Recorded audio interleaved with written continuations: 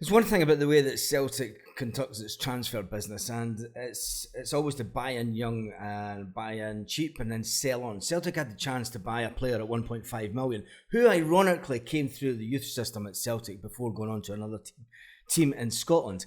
And it now looks like that player could be reportedly, he's wanted by Arsenal, Liverpool, Man United. It could be sold for up to £50 million. And the thing is, he was absolutely Celtic daft as a kid. I personally know a friend whose daughter was friends with him at the time, and they used to all do the Snapchat thing, and he was absolutely Celtic daft, and he would have went back to Celtic quite easily. Celtic could have paid 1.5 million to get the player, and it's Aaron Hickey. Aaron Hickey was absolutely Celtic daft, and obviously went to Bologna. And Craig Levine's been talking about how close Celtic were to getting that player. Bologna then sold him for 14 million to Brentford, and it looks like he could be sold again. And it's looking like Manchester City or some of the big clubs down in England have been looking at him, and they could be paying up towards 50 million. He was only 15 at the time that he was thinking about when he left Celtic and he went to Hearts. And Hearts basically put him right into the under-16s at the time. He played fantastically well, and we all know the story. He broke into the first team. And at the time, when Celtic were sniffing about, German giants Bayern Munich were also sniffing about. And his dad gave Craig Levine a call and asked him what was the best thing to do. Craig Levine was honest with him and said, look, he needs to go to a team that's going to put him in and play first-team football. And Craig Levine's thought about going to Celtic was the fact that if he goes to Celtic, he's not going to go into the first team. And that will hinder his development. And Craig Levine was quite right about it. Craig Levine went on to say, I believe the decision was great. His agent and his dad was based around where he was going to have the best chance to continue playing first team football. This is something we've spoke about many times on this channel, and it's if the young players are good enough, we put young players out on loan, and then we buy players in at 21-year-olds. Projects, we buy in projects to try and sell them on, and we send our own 21-year-olds out on loan to other clubs. It's absolutely ridiculous, and it's cost us again. And it's fair play to Aaron Hickey. He's went on and he's having a fantastic career, and he's turned out to be some player. But we move on for it. Let's talk about the game yesterday. And one player that has improved in Celtic colours, thankfully, Michael Stewart says that Greg Taylor has improved dramatically since he's went to Celtic. If you look at the 3-1 win over Kilmarnock on Saturday, he says with Rio Hatate netting a stunning solo goal, Lewis Palmer scoring an absolute cracker also, and Lewis Palmer scoring in back-to-back games. Lewis Palmer is now undroppable, but when you look at Greg Taylor, 3 years ago, everyone wanted Greg Taylor out. And when you look at how the left-back has grabbed that shirt and said, look, nobody's taking this shirt off me, and he's upped his game. Michael Stewart says, when asked about areas of the team that could be improved, he says he feels that nobody can come in right now and replace Greg Taylor. They said there's just nobody that's in the Celtic squad right now that could come in, and Celtic would have to pay crazy amounts of money. When you look at Bernaby obviously he's came in and he thought he was going to take the shirt off Greg Taylor. Greg Taylor upped his game again. A Scottish player up in his game, imagine that. And just to think, if we had just got Aaron Hickey, we probably could have had some back line. When you look at Greg Taylor, he's been in for a lot of criticism over the last couple of years, but he has upped his game. Kyogo last night, talking about more Celtic players, Kyogo last night sent out a message saying that we're back on track after the defeat to Lazio. Celtic will now take a breather for the international break. International breaks are always a bore, but we will be watching some international football on the other channel. And as soon as we're back, we've got Atletico Madrid, we've got Hearts and Hibs. Couldn't get any tougher, but for now, Celtic are pleased with the way that they've came into this last quarter of games, such to the fact that we're now top of the table by 7 points and 10 ahead of Celtic. Celtic were obviously victorious with Greg Taylor on the score sheet from a corner. Yes, when was the last time? This is going to be a pub quiz question in years to come. Who was the last person to score a goal from a corner before Greg Taylor? Tell me that in the comments.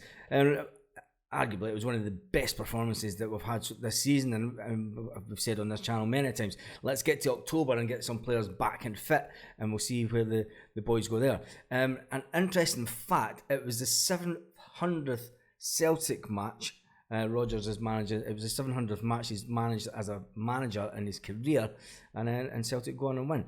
At 50 years of age, Rodgers is obviously nowhere near the end in his career, but he's got a lot more to give Celtic, and the next couple of years is going to be fantastic as far as I am concerned with Celtic. He looks as if he's finally building, and I did say it would take him a lot of time. All the boo boys seem to be dropping off, and I think Brendan is slowly but surely winning over the fans. When you look at one player in particular, Peter Grant's been talking about a player. Peter Grant's been talking about a player that he's been blown away by, this 23-year-old player against Kilmarnock yesterday in the 3-1 win, which puts us top of the league, getting cleared by 10 points, and let's hope that 10 points gap stays today. Hopefully St Mirren can do their job. Peter Grant was delighted with the performance of Lewis Palmer. Lewis Palmer says he said, look, the Honduran is absolutely fantastic. I'm not sure if Hatate is offside, but it's a wonderful finish. When you see Kyogo's reaction, Palmer steps inside and nicks the ball back. He tries to play the pass to Rio, and then it comes past him and he whips it in. He says the kind of skills that Palmer's got is it reminds him of a young David Beckham. So, and I'm like, oh, here we go. I mentioned the fact that Rio Hatate was a bit like David Beckham, the way that he reacted to the way that the manager spoke to him after the game during the week. And it did come out yesterday that the Celtic manager pulled Rio Hatate aside on a one-to-one session with him and showed him nothing with him with the ball on the pitch. He showed him with his positioning off the ball. And they had a little conversation about the way that he should be playing. And Rio Hatate rose to that yesterday. Right from the off yesterday, then you knew Rio Hatate was right up for it. And it seems that one-to-one chat with Brendan had worked tricks. And that's the difference between Brendan Rodgers and the previous Celtic manager. Obviously, the previous Celtic manager had a more hands-off stance with the players, but Brendan likes to get right under the skin of the players. Talking about Lewis Palmer, he's been used as a substitute since joining Celtic. Now, for me, Lewis Palmer, he scored 3 out of 3. He cannot be dropped off that wing. I'm sorry, but he cannot. Yang is a good player, and he does have a bit of pace. He's a bit more physical than Palmer, but Lewis Palmer is absolutely fantastic. He is going to be some player. Again, the 87th minute goal sparked absolute frenzy from the bench, just as the goal from Lazio. I mean, it was cruel. The goal against Lazio was just cruel, that getting ruled offside. But Lewis Palmer knows how to finish balls. He's seemingly a bit of a dead ball specialist also, so I can't wait for him to take some free kicks. And let's face it, with that kind of form, it looks like Celtic might have just got one diamond out of the 9 players that we brought in during the summer. Now, John Hartson's been talking about a player that us on this channel specifically, especially, we've been raving about this player for weeks now, and he is completely undroppable when it comes to Celtic right now. Liam Scales has been called up for Ireland, with all the injuries, the defenders, the returning teammates, there's players that are returning to the team. And Gustav doesn't like he's going to get back even on the bench. When you look at Rocky's going to come back into the team, they're all going to struggle to get past Liam Scales. And let's face it, Cameron Carter-Vickers slides right back into that team at the heart of the Celtic defence, and Liam Scales partners him. It's as simple as that. Liam Scales can also play left back. He's got a great presence and a great ability, brilliant ability. The confidence going forward, the confidence when he's passing the ball. He's a really good presser on that left side, which is ideal for Celtic. He manages to cover for Taylor when Taylor's moving up forward a bit. So John Hartson's been saying, look, on the current form and the current evidence, he said, I think he partners Carter-Vickers to the end of the season. That's his opinion. It's also the opinion of a lot of people on this channel, and have been saying it. In defence, he put on a masterclass performance against Lazio in the Champions League. Rotterdam against Feyenoord, he was good there also.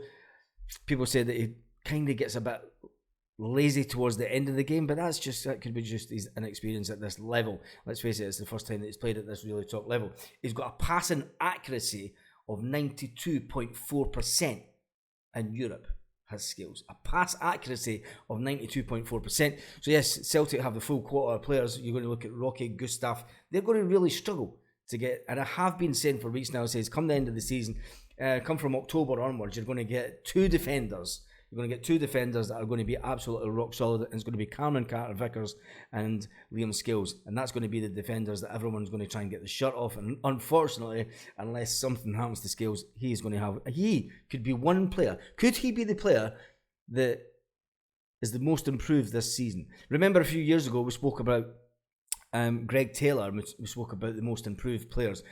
These type of players never usually get player of the season. They never usually get player of the season. But when we talk about most improved player over the whole season, I think Scales is going to come up and win that category. Definitely, without a chance, without a doubt. Tell me your thoughts in the comments.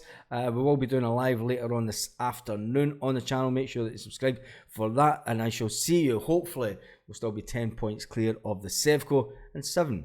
Maybe a little bit less of St Mirren. So on that note, have a fantastic day, Celtic fans all around the world.